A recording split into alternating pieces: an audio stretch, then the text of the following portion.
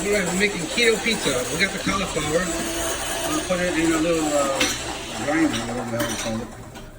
And we got this consistency. And then we're going to put it in the pan and dry it out because it's very moist. So we're going to get the moisture out of it. If you like cauliflower, you're going to love the smell. If you hate cauliflower, you're going to hate the smell. There's a lot of noise over here too because we're making some keto bread as well. Added some flaxseed oil and some almond flour. Okay, so been about 5 minutes, medium heat. I added a little bit of kosher salt, some Himalayan kosher salt. No, it's not kosher, Himalayan in that.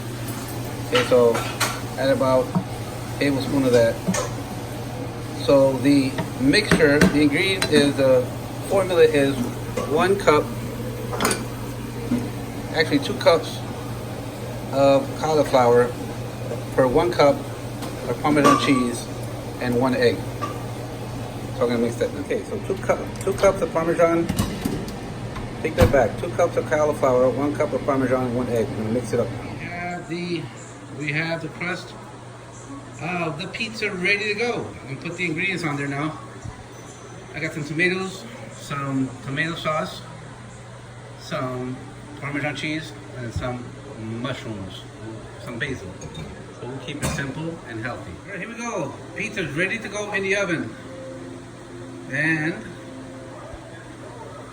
it looks delicious. And here is the keto bread that my wife just finished making out of almond bread, almond flour, what do you say? So it's gonna be amazing. Anyways, in the oven for about 5 minutes perhaps, just to melt that cheese.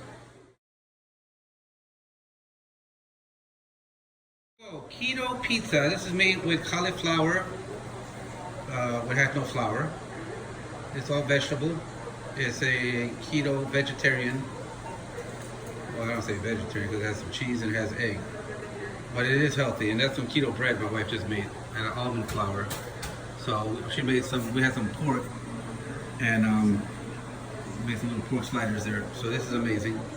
And we will enjoy it. Talk to you later.